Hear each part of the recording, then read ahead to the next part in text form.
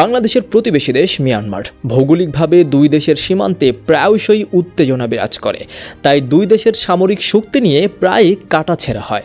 অনেকাংশে বাংলাদেশ এগিয়ে থাকলেও এবারে বাংলাদেশের কপালে ভাঁজ ফেলেছে মিয়ানমার।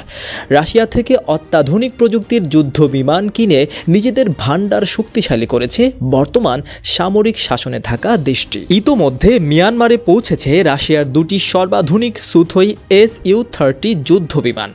রুশ রাষ্ট্রীয় বার্তা সংস্থা RIA নভোস্তিকে দেয়া এক সাক্ষাৎকারে এ তথ্য নিশ্চিত করেছে মিয়ানমারের বাণিজ্য মন্ত্রী। নিজেদের সামরিক শক্তি বৃদ্ধি করতে রাশিয়ার কাছ থেকে যুদ্ধ বিমান কিনেছে মিয়ানমার। এই চুক্তির প্রথম চালানে দুটি বিমান পাঠিয়েছে মস্কো। 2022 সালে রাশিয়া থেকে 6টি Su-30 যুদ্ধ বিমান কেনার চুক্তি করে মিয়ানমার। সুথোই Su-30 এমনই একটি মাল্টিরোল যুদ্ধ বিমান। এটি একই সঙ্গে শত্রুর লক্ষ্যবস্তুতে আঘাত হানা, আকাশে নজরদারি, সরাসরি যুদ্ধসহ পাইলট প্রশিক্ষণের কাজ করতে পারে। এই ফোরামে রাশিয়ার সঙ্গে আরও কয়েকটি দ্বিপাক্ষিক চুক্তি করবেন তারা, যার মধ্যে থাকবে দুই দেশের মধ্যে পর্যটন বিষয়ক কার্যক্রম বৃদ্ধি করা। এদিকে মিয়ানমারে রুশ যুদ্ধবিমান আসার ব্যাপারে দেশটির প্রতিরক্ষা মন্ত্রণালয়ের সঙ্গে যোগাযোগ করেছিল ব্রিটিশ বার্তা সংস্থা রয়টার্স, তবে এ ব্যাপারে তারা কোনো মন্তব্য করেনি। 2021 সালে গণতান্ত্রিক নেত্রী অং সান সুচিকে অভ্যুত্থানের মাধ্যমে ক্ষমতাচ্যুত করে দেশটির সামরিক জান্তা। এরপর মিয়ানমারের সঙ্গে অনেক দেশ দূরত্ব তৈরি করলেও রাশিয়া তাদের সঙ্গে সম্পর্ক বৃদ্ধি করে। সুচিকে ক্ষমতাচ্যুত করার পর মিয়ানমারের সাধারণ মানুষ ব্যাপক বিক্ষোভ শুরু করে, যা পরবর্তীতে গৃহযুদ্ধে রূপ নেয়। বিক্ষোভকারীদের দমনে সামরিক জান্তা অসংখ্যবার নিজ দেশের ভেতর বিমান হামলা চালিয়েছে। যুক্তরাষ্ট্র হুঁশিয়ারিও দিয়েছে, আগ্রাসী এ সামরিক জান্তাকে রাশিয়া যে সহায়তা করেছে সেটি অগ্রহণযোগ্য এবং অস্থিতিশীল।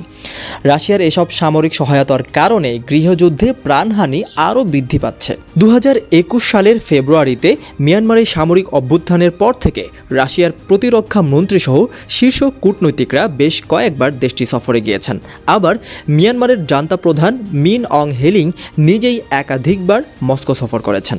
তাকে লাল গালিচা সংবর্ধনার পাশাপাশি একটি সম্মানসূচক ডক্টরেট ডিগ্রিও দিয়েছে রাশিয়া।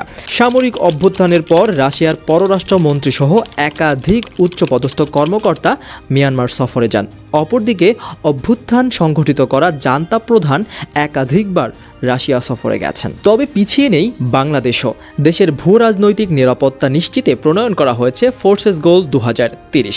শক্তিশালী জাতীয় প্রতিরক্ষা ব্যবস্থা নিশ্চিতের তাগিদে গৃহীত এ পরিকল্পনায় বাংলাদেশের বিমান বাহিনীকে আরও শক্তিশালী করে গড়ে তোলার উপর জোর দেওয়া হয়েছে।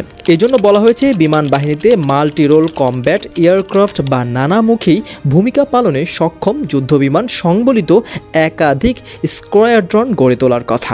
ভূমি ও সমুদ্রে সর্বাত্মক সহায়তা প্রদানে সক্ষম অত্যাধুনিক এসব যুদ্ধবিমান কেনার জন্য এরই মধ্যে উদ্যোগ নেওয়া হয়েছে।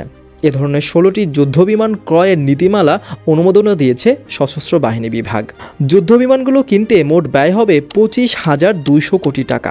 এর মধ্যে প্রথম বছরেই এককালীন পরিশোধের জন্য প্রয়োজন হবে 6,300 কোটি টাকার।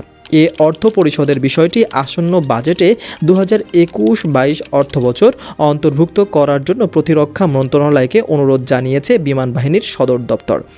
এ সংক্রান্ত প্রস্তাবের একটি অনুলিপি অর্থ সচিবকেও পাঠানো হয়েছে বলে অর্থ বিভাগ সূত্রে জানা গিয়েছে।